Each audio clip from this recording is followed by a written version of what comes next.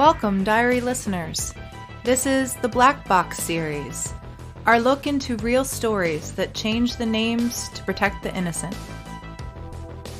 Up first in the series is Bella's Black Box, and this is part one of a two-part podcast.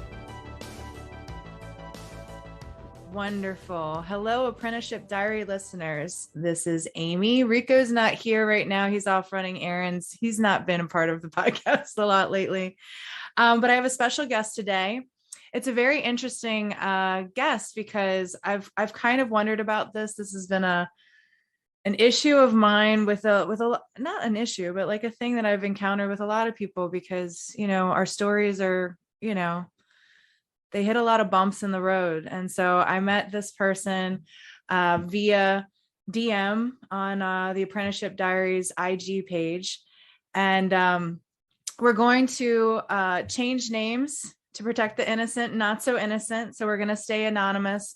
And this is just going to be a story. And that's really what this podcast is all about, is sharing stories so that people can benefit from someone else's experience and really learn and look out for what to do, not do. So without further ado, my guest today, we're going to call her Bella. and Bella, how long have you, first of all, thank you and hello. Hi.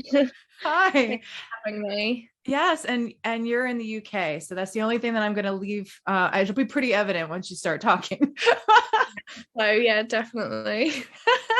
And Bella took a great effort to meet with me today through time zones and everything. So I really appreciate you. I made it bumpy, so I apologize.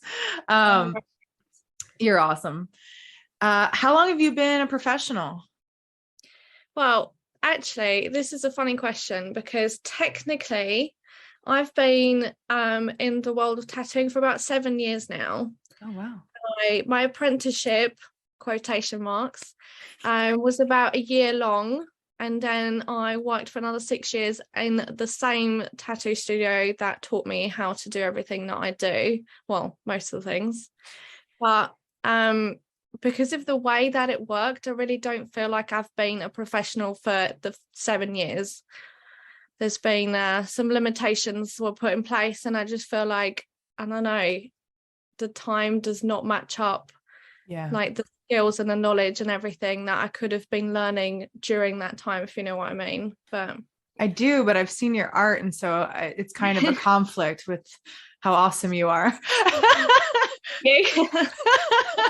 Well, I'm sure I'll explain how like I've managed to kind of get out of the situation and like to get to where I am today, I suppose. Mm-hmm.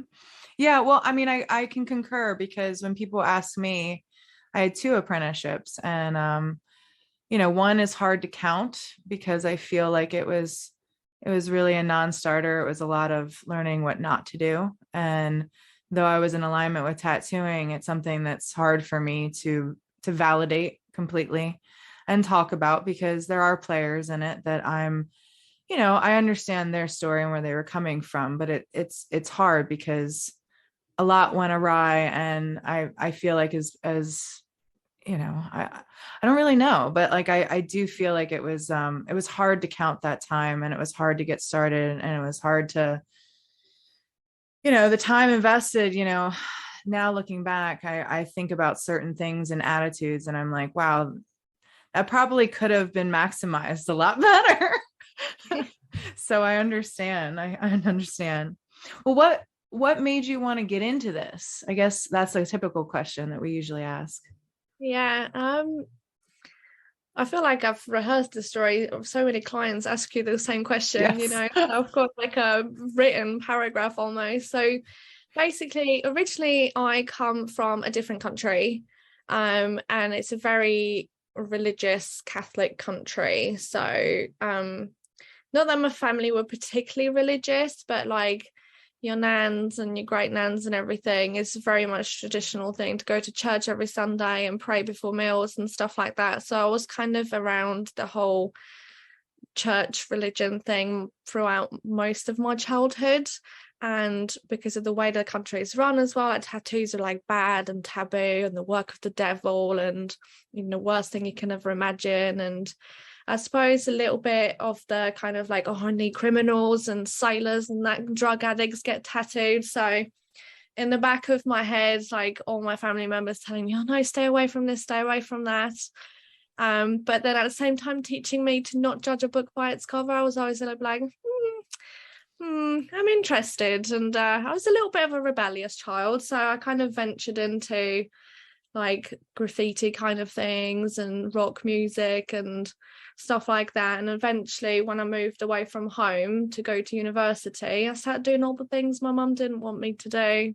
Mm-hmm. And I got piercings, I dyed my hair, and eventually got my first tattoo. And that was the kind of like, hang on a minute, what's going on here point, because in my mind I had it imagine that tattoo artists are like human photocopiers. You bring them a thing, they do the thing, and then you go. Mm-hmm. But when I brought my thing to my tattoo artist, she changed it up a little bit and explained why, like to make it, last a long time and everything. And she made it so much better. And I was like, what are you doing? You always do that.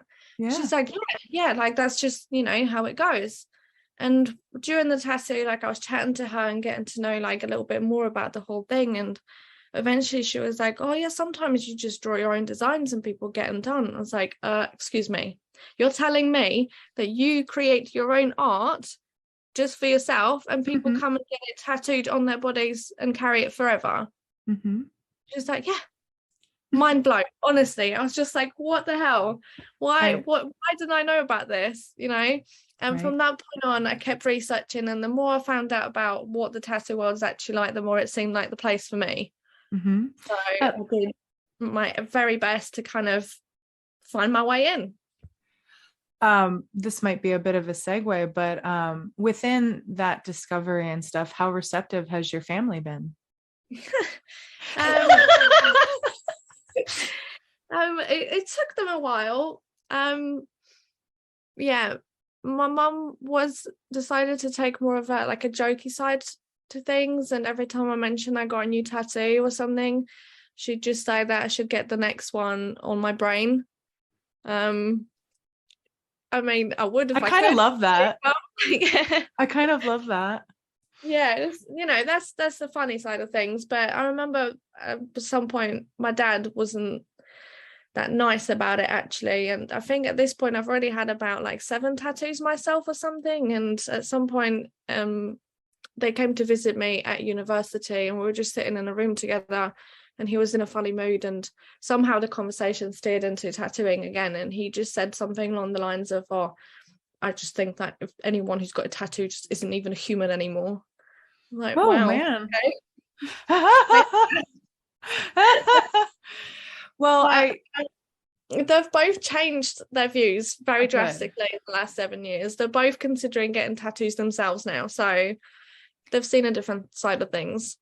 I do feel that in my experience, because my family came to religion later, so I didn't grow up in a religious household, but they became religious after, and they've had to work constantly with an artist, and that has always been a trial, because I think they always wanted to give me tools to use in this world, and they saw my affinity and they saw my heart and they wanted to guide it. But it's been a very hard struggle for my parents to follow me in a lot of the places that I have put myself, because we're about to talk about, at least that I understand, a very, very taxed learning environment. And I think the problem is that, artists, in order for us to have any kind of depth to the work that we do, we have to put ourselves in alignment with a lot of sticky places, to put it mildly. And we have to feel things that are very rich and sometimes dangerous. And for people who love us very much and who, their sole goal is to keep us alive longer than them, that I think that they, they don't know how to handle situations where we're doing the things that's necessary for what we know we have to do. but they cannot validate it or give it any kind of, credence or look at it from a different view, because all they are is worried. And that's really what I see. And I do think it's the two fears kind of not seeing each other. The religious context of things is very boxed in this very, this is what you do view. But the problem with it is that if you don't educate both sides and you don't show all the sides and all the different angles to it, your child, I think, from my perspective, can walk a lot of different roads that just through sheer, like you said, I was seeing a hypocrisy or a contradiction in what they were saying. And so for me, it didn't make any sense. Like, it didn't make any sense with what I actually experienced and what I actually felt. And so you walk this path into a blind unknown that was full of hope and full of everything. And that, though be it a hero's journey and a very personal and very necessary,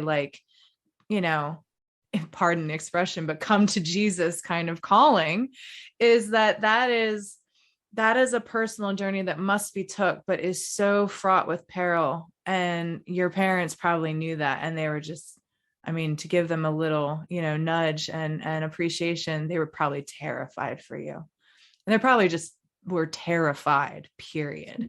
And so I think that's it. But I'm glad that they see you more and that they see the other parts of this profession that are really, really cool, because it is, I think, so sacred. And so it's so much a part of rejoicing in a spiritual connection between us and our audience and people. So that's really cool. I'm glad to hear that. Yeah. But yeah, we're about to get into it. So the next question that I have is, did you like your time getting into this? How did that go? How did that come about? Yeah, that is a loaded question. Well, more of a loaded answer really than a question, to be honest, because don't get me wrong, there were good times. There were lots and lots of good times, but I don't know. It's the more I look at it now, being separated from the situation, the worse it looks. Mm-hmm. The more I feel free to speak about it, the worse it gets. Like, just thinking about it, it's I don't even know where to start, to be honest. Like, I think when I first started my apprenticeship, I didn't quite do enough research about like how to choose the studio where you're going to do it. Mm-hmm. But then perhaps even if I did, the studio I did work at has a great reputation. They have amazing reviews on Google. Mm-hmm. They're the top rated studio in the city and have been for the last, well, funny enough, 7 years that I was there. Don't know if this has got anything to do with me, but so I don't know, maybe even if I did research, then this still wouldn't have been enough to stop me from going there. But well, how could you? Research, like materials, and that's a part of this, is that the materials have grown. I know people that when they were an apprentice, they had to go to the local library to get references. Like, our technology has informed our access. So, I think part when you feel like you've been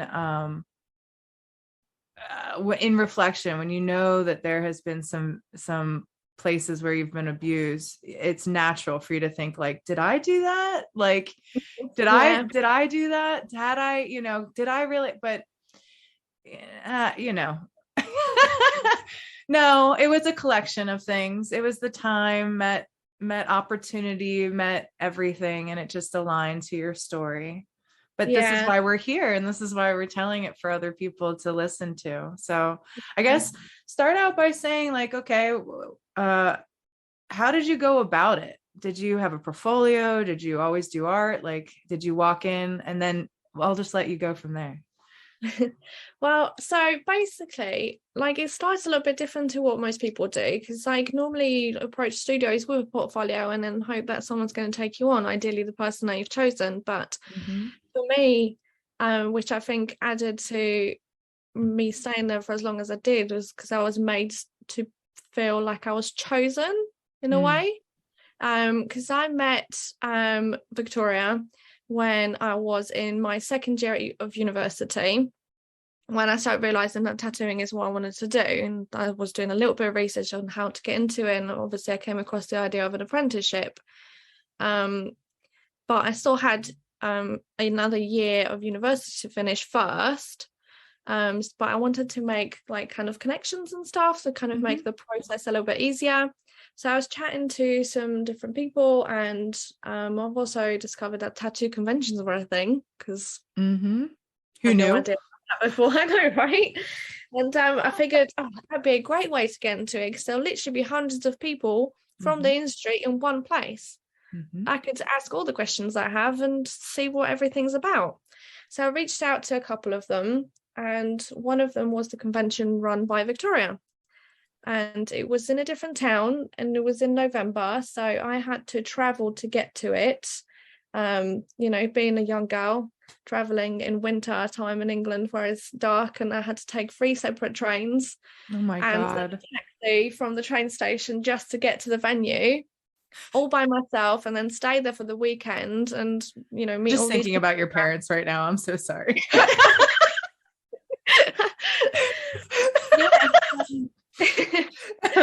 Bless you, man. That's awesome. That's a lot.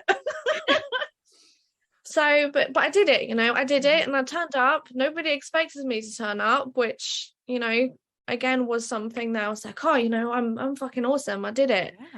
Yeah. And they kind of said it too. They were like, oh, we definitely didn't think you'd turn up. So good on you. Like, that's a good sign. Like, good quality of, to actually turn up. I was like, yeah, thanks. Feeling all special and everything. And that whole experience actually solidified my wanting to get into it, because I met all these people that my family warned me about, the big hairy biker men, they're supposed to be hiding in alleys and doing drugs. Turned out to be the nicest people I have ever met. Everybody was so friendly and so lovely and answered all of the questions I had, and have given me some of the artwork for free, and connected with me on Instagram and stuff, and I just felt so welcome, like I've never ever had before in any other community, even at university, where you're supposed to pick the subject that you're into and meet other people who are also picking that subject. No, not the same. Yeah, it isn't. So yeah, like I've done it. It was great. And then I went back to uni for a bit, and I was like, right, I need to try and direct my artwork more towards tattooing now, because that is what I'm doing. I didn't care what my tutors were saying. They really hated the idea of me doing anything to do with tattooing. And I was like, well, you're only here for now. When I leave, you're not going to help me anymore and tell me what to do. And I know this is what I want to do. So I did it. And for like my final major project, I've decided to try and apply as much of the tattooing process into my work as I could. So I got myself a mannequin, and I decided to illustrate through tattoo designs the history of women in the industry. That's really cool. I will contact Victoria, who was the woman I was talking to, and ask for her help. And I sent her all of my designs that she'd done, turned into stencils and sent back to me. And then I put the stencils on the mannequin, and then I painted them on. So that was pretty cool. That is really cool.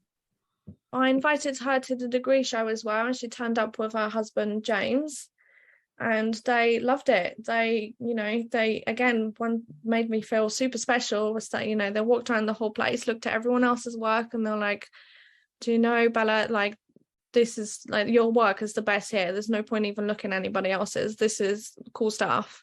Yeah. It's like, thinking, that's like so nice. Like, you literally are a tattoo artist and have been for like however many years.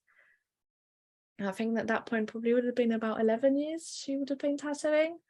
So, this is like a established tattoo artist with her own studio telling me my work is awesome. I was like over the moon. Yeah. And she topped it off with a little cherry on top by saying, when you're ready to start an apprenticeship, come to me first. You have a place in my studio and it's going to wait for you until you're ready. And like at this point, I already knew it's quite hard to find one. Never mind be offered one. I was like, holy hell, like please hold that spot. I need like a few months to save up some money, but I'll be there, you know.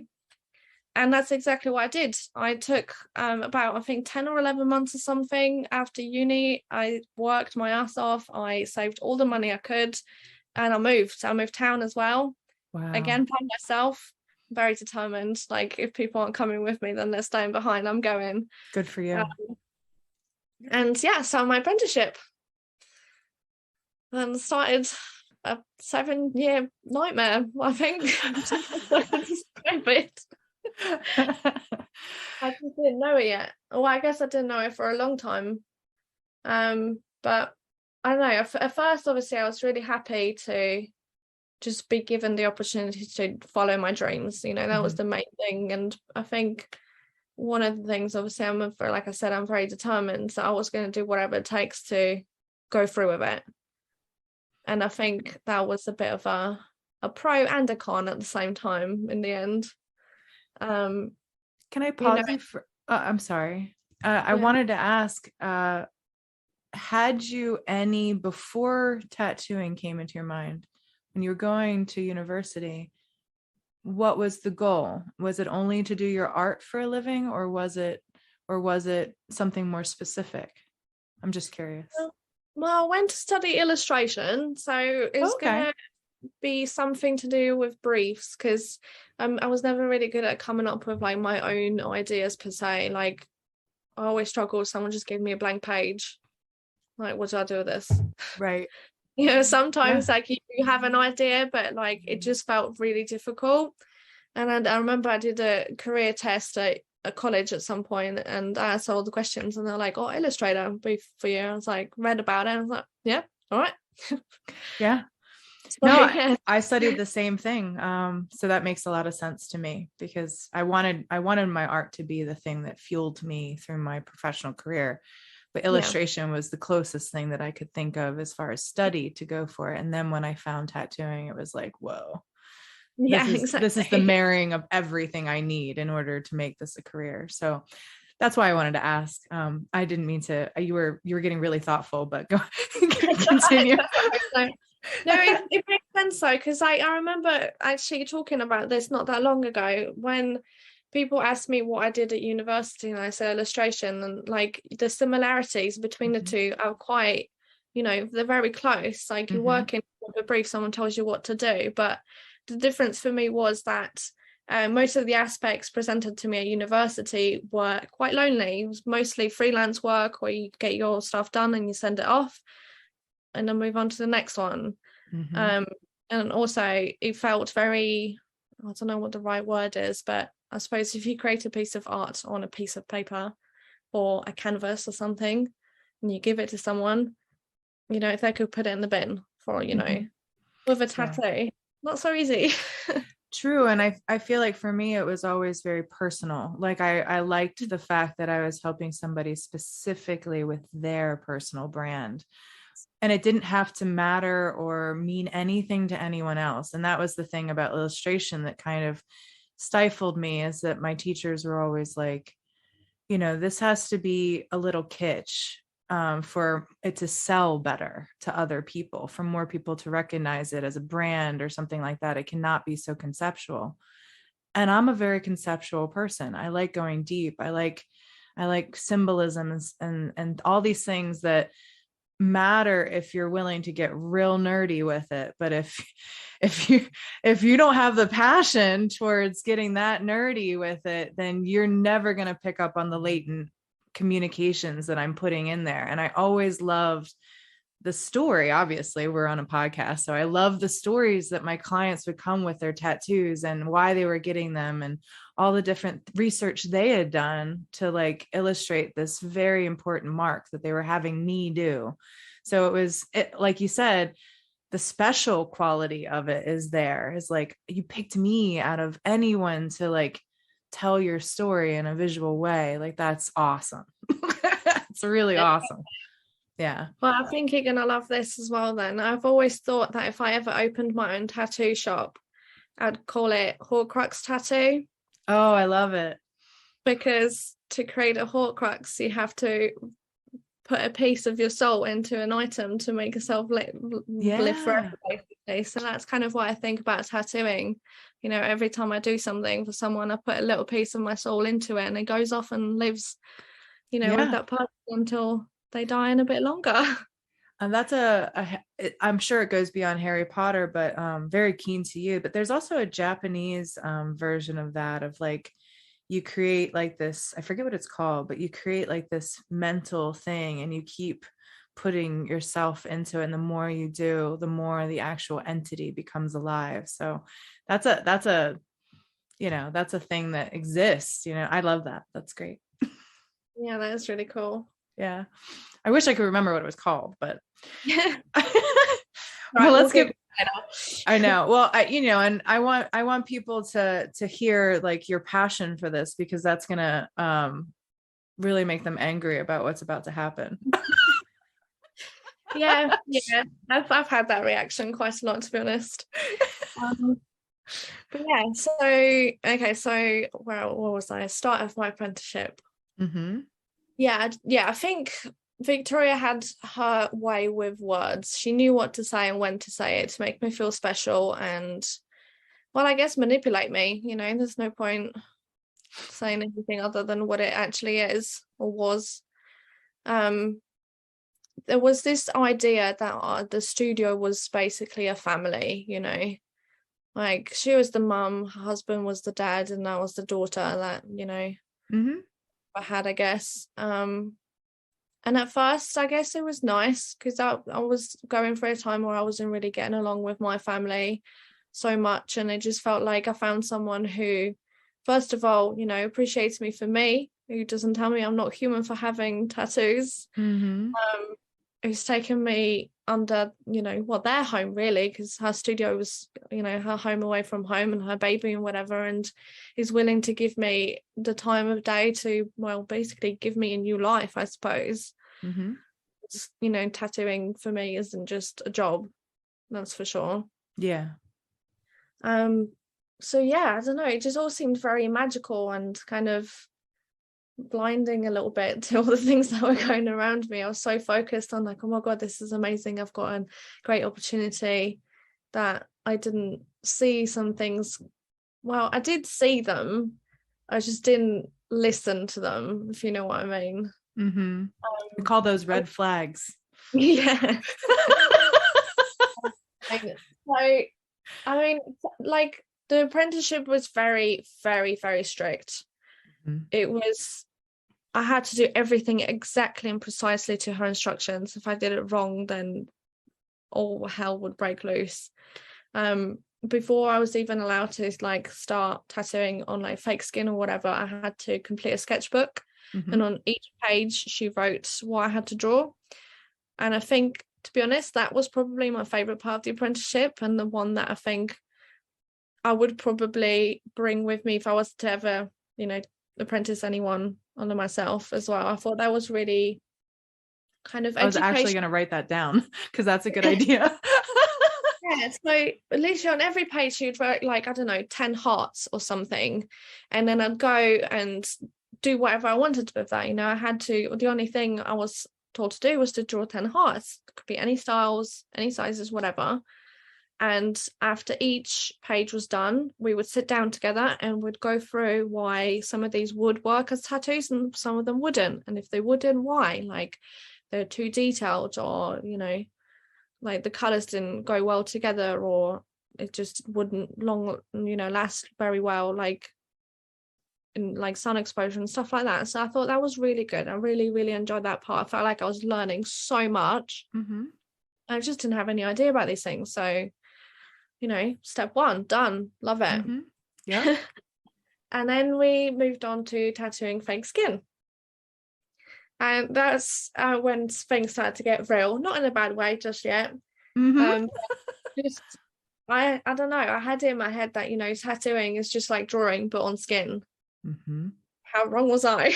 Right.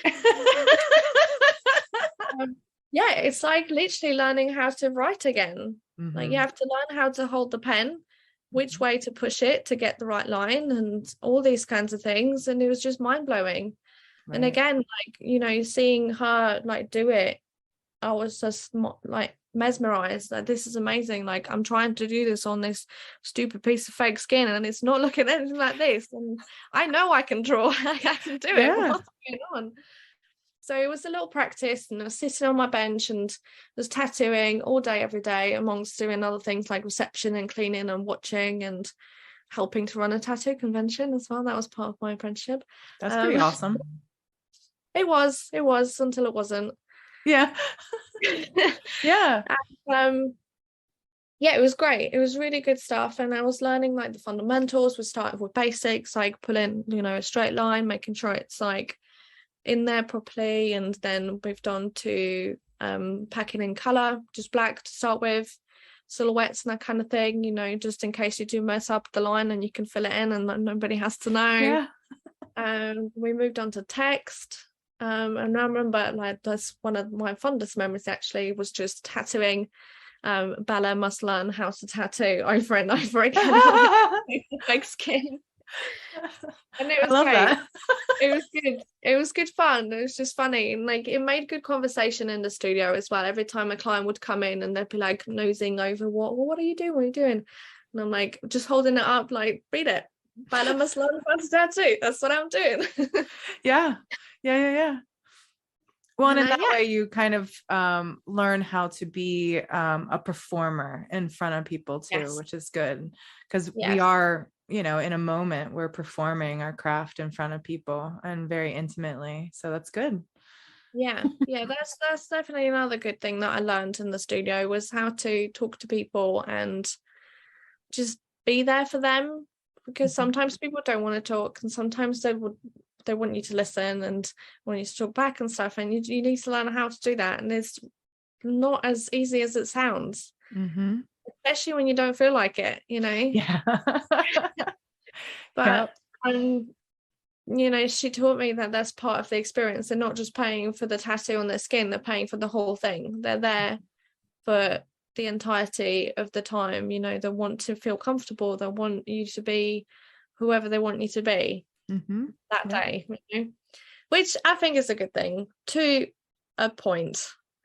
Well, I think that once you establish a clientele, then you find that you can be lesser because then they want to be there for you. Like their repeat Yeah. business is like, no, I actually genuinely like this person. And I'm very happy with the decision that I've made to invest in their artwork. And now that I know the person behind the craft, I want to be there for them. So in moments where I'm not as strong now, I find that my clients are there for me and they allow me to kind of have a shit day. Yeah. And I can kind of, it's kind of part of the whole experience is that they're wanting to be in a space of intimacy with somebody that matters to them, and that kind of adds to the beauty of this tattoo, is that you're sharing a moment very intimately with another person. And I don't think that they at least my regulars, the tattoos great at that point, but a lot of them, they're like, I'm not going to anyone else but you, I love you, like, and I'm like, but you do realize this could be done by like 10 other tattoo artists I could recommend in the same area, and they're like, I don't care. I don't care, I want to come to you. That's awesome. It's a very new concept to me actually, because of the way the studio was like, Mm-hmm. that wasn't a thing. Like, we're there for them, they're not here for us. And to a Gotcha. very, very strong degree. Like, if I was having a bad day, it doesn't matter. I need to sort myself out. I can't even tell anybody, show anybody any sign of weakness or anything like that. That's hard. Yeah, it was. It That's was. hard. Yeah, I guess. You got treated like a dude. That's how a lot of guys feel. Shut up, stop crying, get back to work. Yeah. It's funny you should say that, because I've noticed that the dudes got treated better than me. Oh. and any other girls that were in the studio. And I don't mean like clients, obviously clients were treated mostly with great respect, but the apprentices not so much. And I've noticed, especially recently, that the girl ones were treated a lot worse than the men. Gotcha. Which is a good thing, considering that, you know, obviously the owner is a woman, but who knows, but I don't know, I suppose. Okay, first. Well, you probably handled the treatment a lot worse, because I think there's a difference between how you appeal to men and women. I think men are a lot easier to say, shut up, get back to work, and whereas women are like, what? I gotta push through a lot of different shit in order to do that. And I think guys kind of, you know, they thrive in those kind of pressure zones, at least that I can tell. I've never been a man. But I do think that in that kind of like pressure, you know, we're trudging into war, we've got to be there for each other, we have to hang our emotionality. I think that's a lot more of what they're kind of accustomed to, which again, like your experience with like the religion and the conflict, it's a conflict, right? Like, because you're like, I'm supposed to hang my emotions, but I'm supposed to be really in tune with my clients. What the fuck? Yeah. You know, like, how am I supposed to turn off and then turn on all at the same time? Like, that's really hard. That's terrible. Yeah. So I can understand that. Yeah. I think I remember the first time I went, it was to do with a client, and I had to put everything aside just to make sure that he was happy. And I remember thinking to myself, like, hold on a minute, what the fuck is going on here right now? But I didn't get a chance to like process it and kind of respond, because basically I was already tattooing on people at this point, but very, very early on. This is like the first kind of 10 tattoos. And people weren't paying me at this point. This was all for free. It was all still very much fresh practice and everything, which is great. All down for it as long as I get to tattoo. Right. And this guy was very keen on letting me practice on him. He was about same age as me. And when I finished the tattoo, he was happy with it and he wanted to pay. And I said, oh, don't worry about it. You know, this is completely free. Like, right. I'm still practicing, you know, you don't have to pay whatsoever. Like, it's fine. You know, it's like, oh, no. Like, I really want to like pay you because you've done a good job and I'm really happy with it. And it's like, honestly, don't worry about it. Like, if you like, maybe we can do another tattoo at some point or something. It's fine. Like, you know, tipping is also not really much of a thing in England. So, oh, okay. Good to know. It's fine. Like, don't worry about it. He was very insistent though, and Victoria was there the whole time. She was listening to this awkward conversation I was having, and he said, okay, well, why don't you let me take you out for a drink then? And say thank you. And I was just like, oh no, honestly, that's fine. Like, I'm okay. This is kind of my world right now. I can't do that. I'm focused. And I sort of gave Victoria a look as if to help me, get me out of this. I don't want to go for a drink. But it took the very opposite direction. And she just said, oh no, you should definitely go for a drink with this guy. Like, it's an English custom. You can't say no because it's rude. And I was like, oh.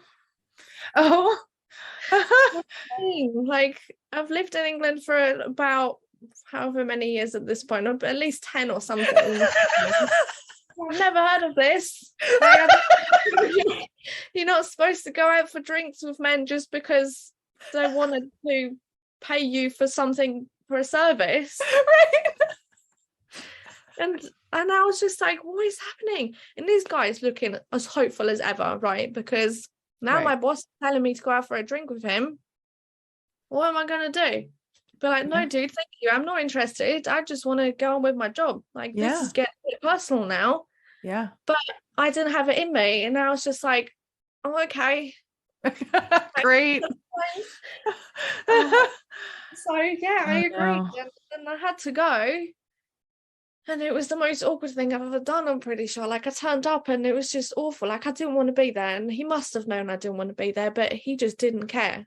He just got us drinks and we sat there and he kept staring at me and talking to me, and I was just like, yeah. I was texting my friend on the table, like, can you like come to this place and pretend we bumped into each other and sit with me at least, please? And so that was great. And it just kept getting more creepy. He insisted on like walking me home and stuff. I was like, dude, I don't want you to know where I live. Like, I'm good. And then finally he left and I was just like, what has just happened? Like, why did I do this? Right. Yeah. And I went back to work the next day and I was just like, it was fucking awful. Please don't ever make me do that again. Right. Like, if I want to pay, I'll fucking take the money rather than go out for drinks with random men I'm not interested in. Like, what is this? Yeah. What was her reply? Did she have any kind of retort or defense or anything? I just found it quite funny, to be honest. I think she was just like, oh, it's just, you don't know anybody here, so I thought it'd be good for you to get to know some people. And I was like, yeah, maybe on my own terms. Yeah. Nice. Obviously, I didn't say that because, again, like, I was pretty ridden with anxiety and depression and whatnot at this point. So I was just like, yeah, okay, yeah, I get that. Like, again, she kind of made it sound like she was caring for me. So in a way, I was just like, oh, I guess that's a nice thing to do, but maybe not. Let's not do that. Yeah. Like, I'm good. Yeah. And then, but this is the thing. She was very black and white. There was even really good things said from her or really, really bad things. And I remember the first bad thing said to me, like it was yesterday. I was doing probably my second or third tattoo ever on a person, and it was a silhouette of a cat, and I was so nervous because this was the first person that wasn't a friend of mine. This was just an actual customer that came to the studio before and got tattooed by her. So a real client, yeah, like, getting serious. It's not my mate. That's it. And I was tattooing her, and the way that I was supposed to do it is I do the outline, and you're only supposed to break lines at points of direction change. However, because of the shape of the cat, and there was a really, really long line that went from the tail all the way to the head. And, it doesn't seem like much, but when you first starting out, it's a long line to pull. Yeah. And about halfway through, I stopped because I kind of felt my hands like giving in and it was going to wiggle. Like I knew it was going to wiggle. So I stopped and didn't think much of it. I was just like, well, I thought about it. I could feel it. So it's better not to fuck up the tattoo and just do it a little bit different, right? Yeah. It was not. I finished the tattoo. The girl was absolutely amazed by it. She loved it so much. She even gave me a tip, which she didn't have to. And then she left, and Victoria sat down with me, and she was like, "What the hell was that?" Like, what are you talking about? What do you mean? Like, I did a tattoo. Like, I know it wasn't perfect, but it's like, tattoo number 3. Which bit? And she's like, well, the line, like you're supposed to pull the whole line, what we talked about. And I was like, oh yeah, well, I felt like my line was going to wiggle, so I would rather not wiggle the line and, do the line in 2 goes, right, than make a mistake. And she's like, oh, well, if you think your line's going to wiggle, then maybe you shouldn't be tattooing then. Whoa. I was like, what? Well, what the hell? And that's when the abuse really starts, because when you have pleased the person and you get that reward of, doing a good job, and the person who you were doing it for is satisfied, and then on the back end you're slapped. It's like hitting a dog that's just sat for you, like you asked it to sit, it sat, it's expecting a treat, and you just slapped it. Like that's really awful. That was a dark moment. I was just so shocked. This was, I think, literally the first time that I've seen that side of her. Like, she is very blunt. She's always been very straightforward and very kind of like, this is what it is. But this was like, I'm just starting out. Like, you crushing my dreams here. Yeah. Like, literally crushing my dreams. Like, I've done one thing, not wrong. Now Mm-hmm. looking at it, it wasn't the wrong thing to do because I didn't make a mistake. I've Yep. just done something slightly differently. And you're telling me because I've done it differently, maybe I shouldn't be doing it at all. What the Mm-hmm. hell? Right. You know? Yeah, So absolutely.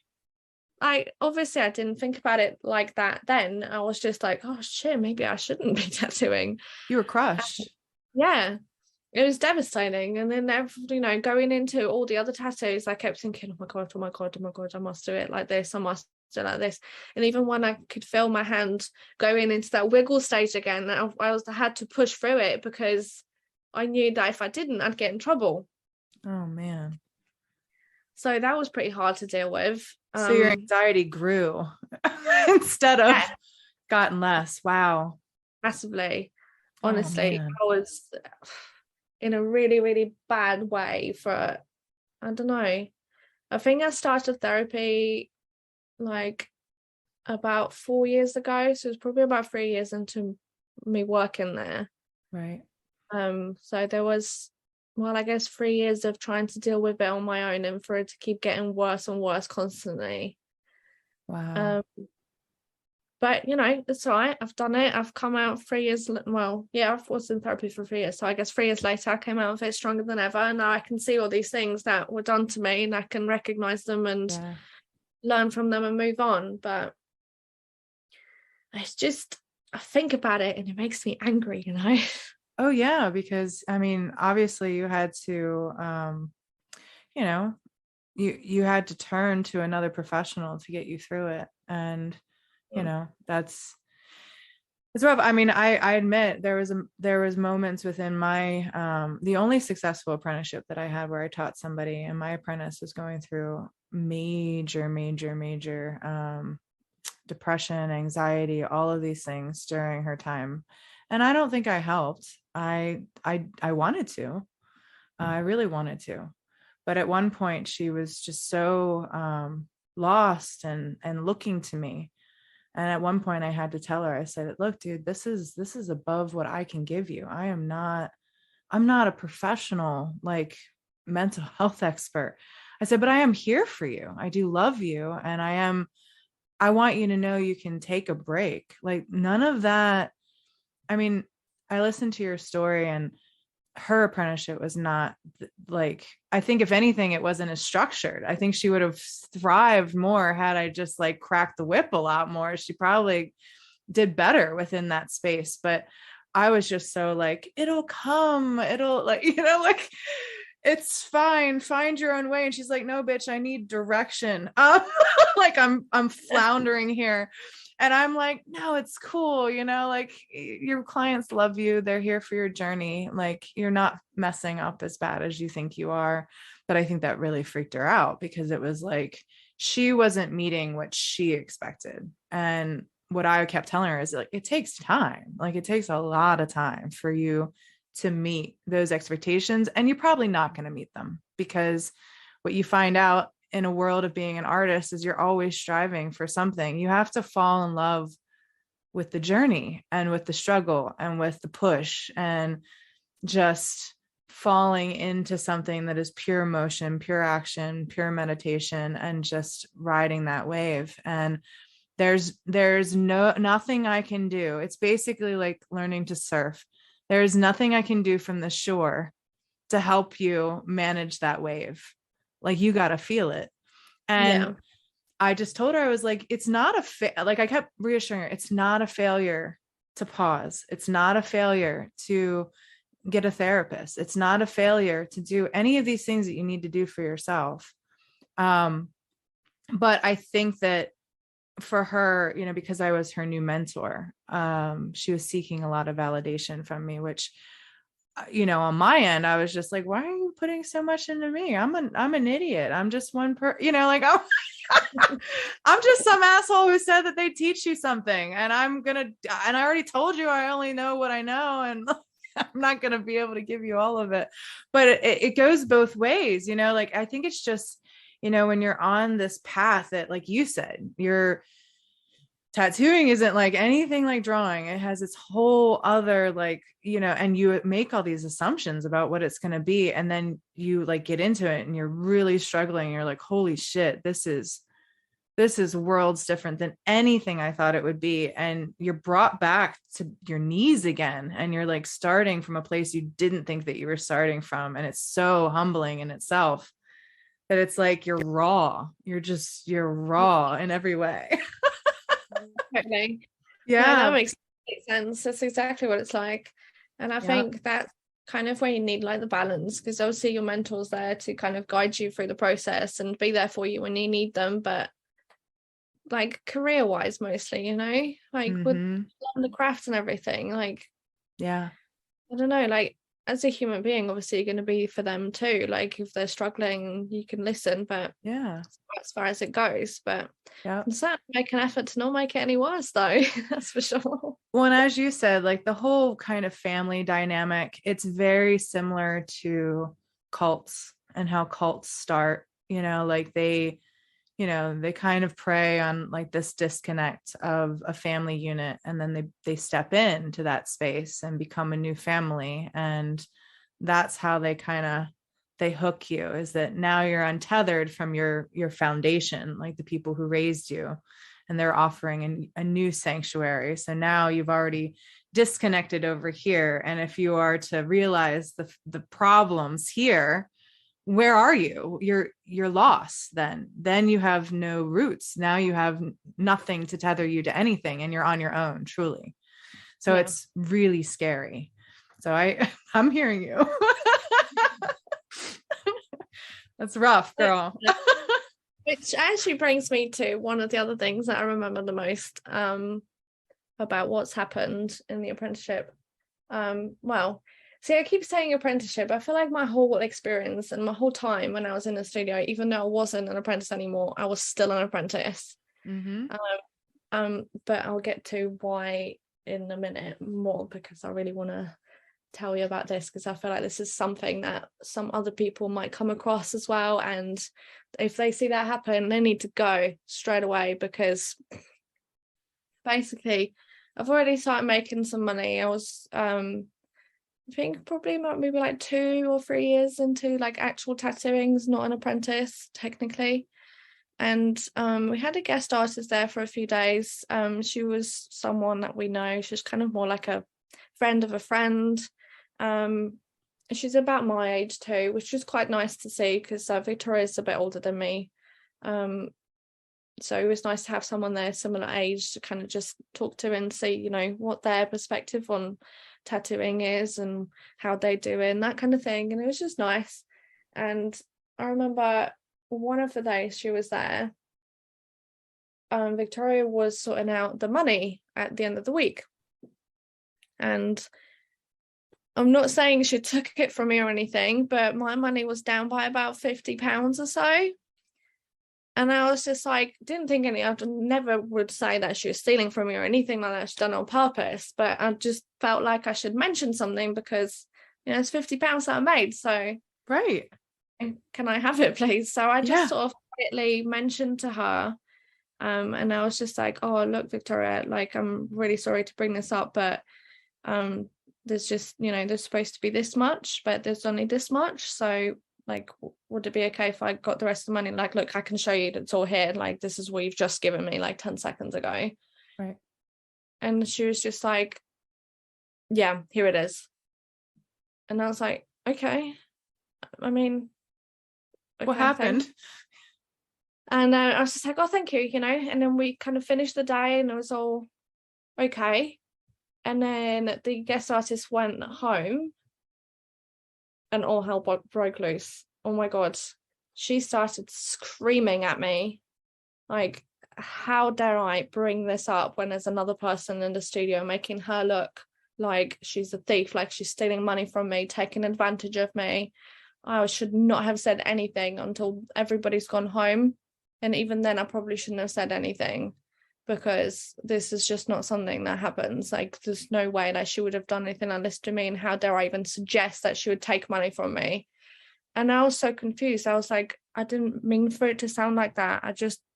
Like, I'm sorry, like I didn't know, like obviously if this happens next time I'll wait for everybody to go home.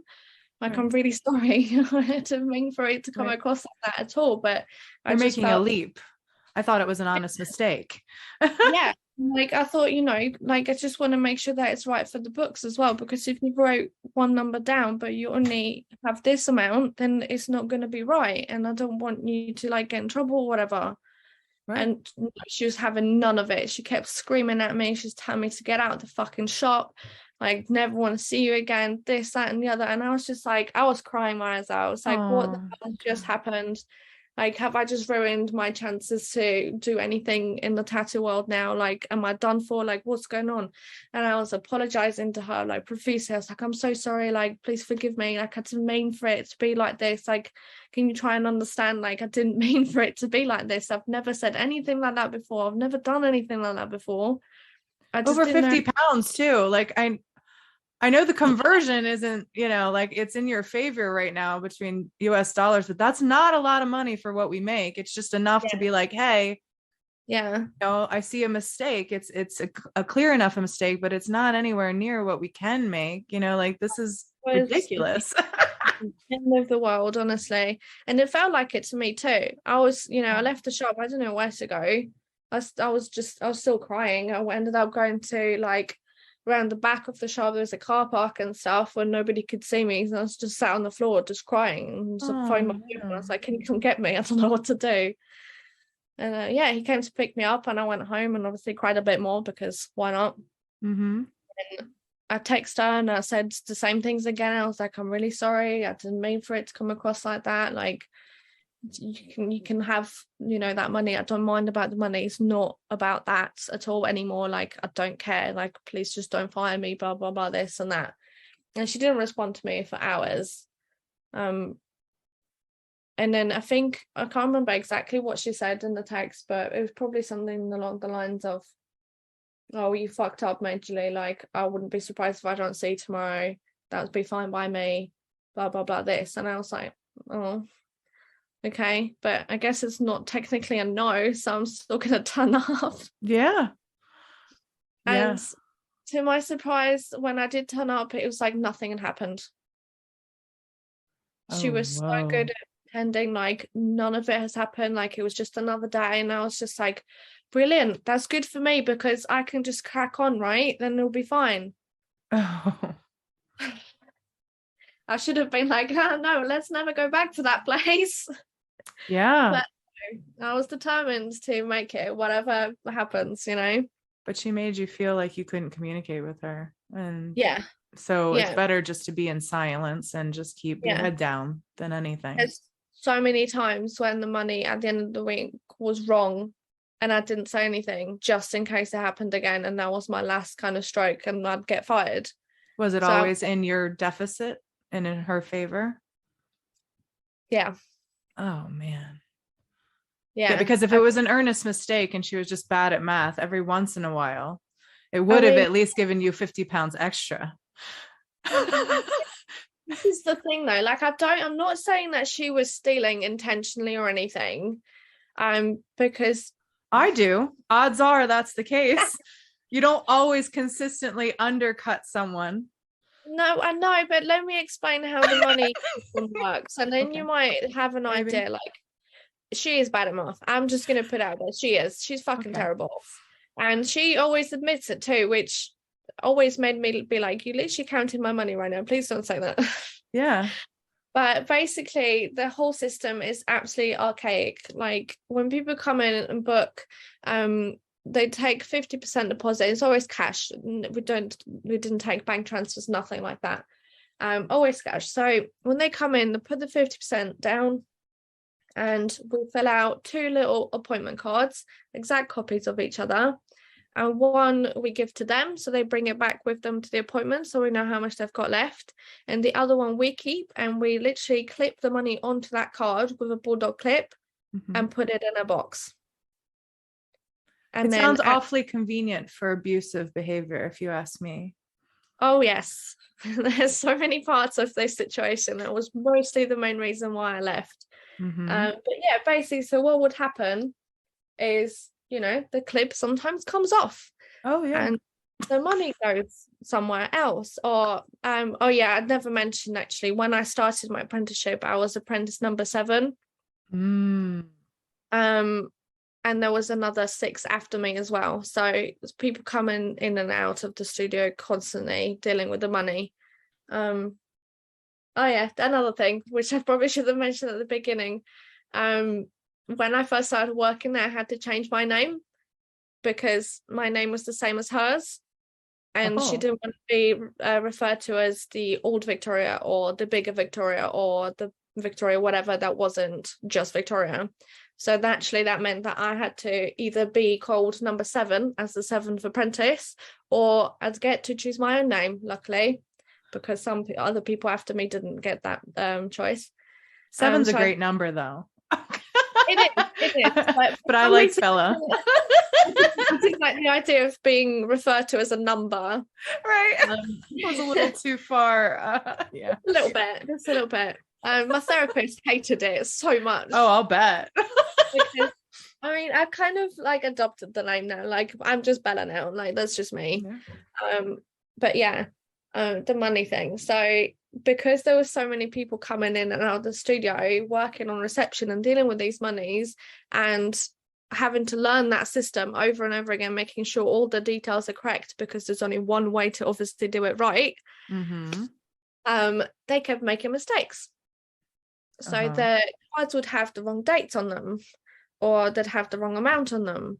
And her pure laziness, I think, basically meant that if she couldn't see it right in front of her, then it wasn't there. And I mean, like I said, to begin with, I didn't say anything because I just didn't want to have to deal with that situation again. But as the years went on and it kept happening over and over again, and she started saying more to me that, oh, well, the money's missing again and I can't afford to keep taking the loss, so it's your turn this time. And I'd just be like, but we've got a 50-50 commission split here. So you're telling me that with my 50% that I give you and your 100% that you make for yourself, you can't afford to lose one of my deposits? What makes you think that I can? Right. And she was just like, well, it's just not fair. Like, I can't keep doing this. And I was like, but this is your system. Right. You're the boss. Can we talk about another system that might work for everybody? Well, I did have that conversation very recently, actually. It was this year, in fact. Because it got to the point where I just got sick of it. I was like, look, like, I was pretty confident in myself at this point, and I was like ready to stand up for myself. And I was like, the hell's going on? Like, you keep taking this money from me, and I feel like I'm not getting paid for the work that I do. Because it's a 50-50 split. So if the deposit goes missing, that's the 50%. And that's the money that you tell me I'm not getting.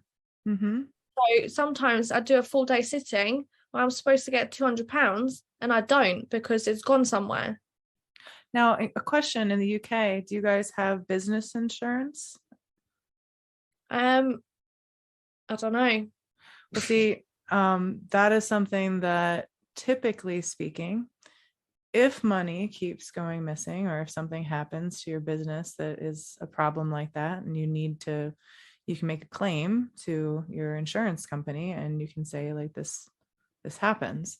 So she might have been screwing you on a twofold account, because if she never carried business insurance, then she's saving money, not insuring her business, and then making you account for the losses that she as the business should be assuming, because that's not on you. You are defaulting to a system that her as the business has created, and the business is insured, or at least it should be. So that should have been a claim that you should have easily, in the future, and like easily been able to say, well, what about your business insurance? You're losing money. We don't know. We don't know if it's on my account or your account, but I can tell you it's the system that is pretty flawed. I didn't create the system. You taught it to me.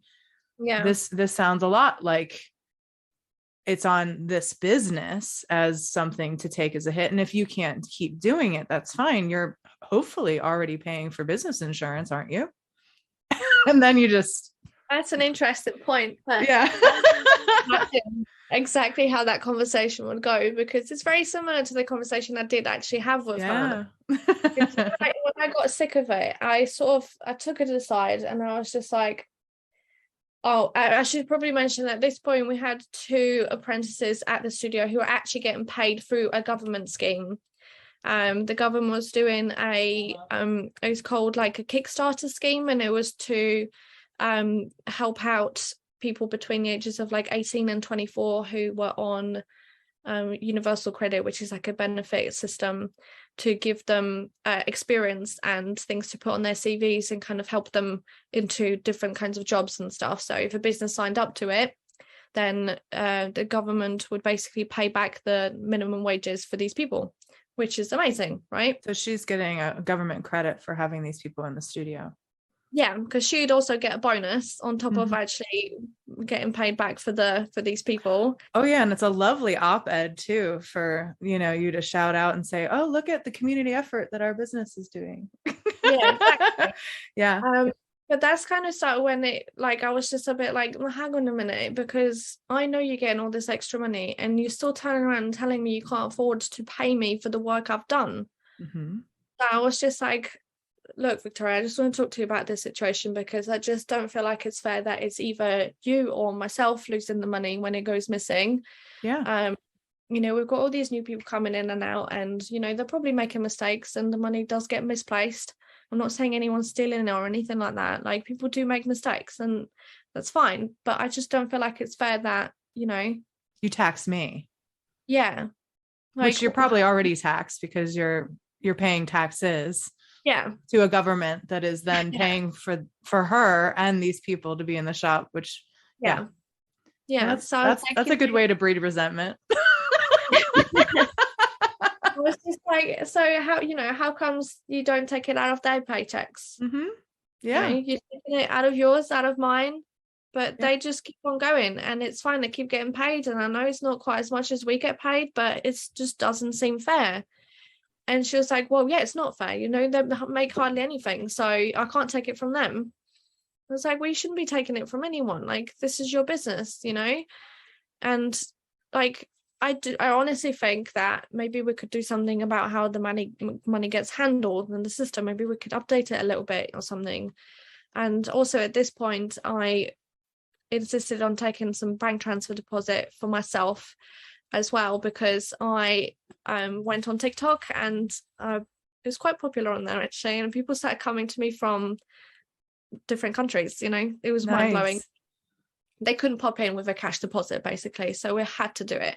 Right. And she couldn't say no, like she has done before, because she'd literally be saying no to hundreds and hundreds of pounds. So I said, we've been doing that a little bit, so why don't we just do that a little bit more, and then there's not so much cash lying around and getting lost here and there, or I don't know, maybe we could do just, I don't know, something else, anything. We can sit down and think about it together if you like and come up with an idea. She's like, no. I've had this system for years and years and it's worked so far. And, and I was like, but it isn't working. Like, losing hundreds of pounds, like sometimes every week. I don't think that's, a system that works. So, well, it's just like that. Like, my other tattoo friends have the same problem. I was like, well, they have hundreds of pounds money losing as well. Be like, well, then go to them and ask them to pay your credit then, or oh, they have the same problems. Yeah.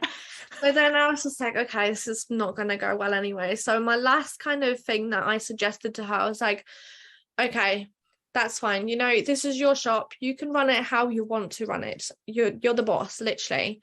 But is there any way that maybe I can handle my own money? Like, then I can make sure that all the cards say the right thing. Like, we're still going to do your system. It's just going to go through me. When someone comes in at the end of the day, maybe I can go into the box and check all the cards and everything, and then just keep them somewhere where they don't get lost and sort it out at the end of the week. And I'll give you my half and keep my half. So no, I can't have you have your own money. And I was like, say that sentence again, but slowly. Right. So I can hear it.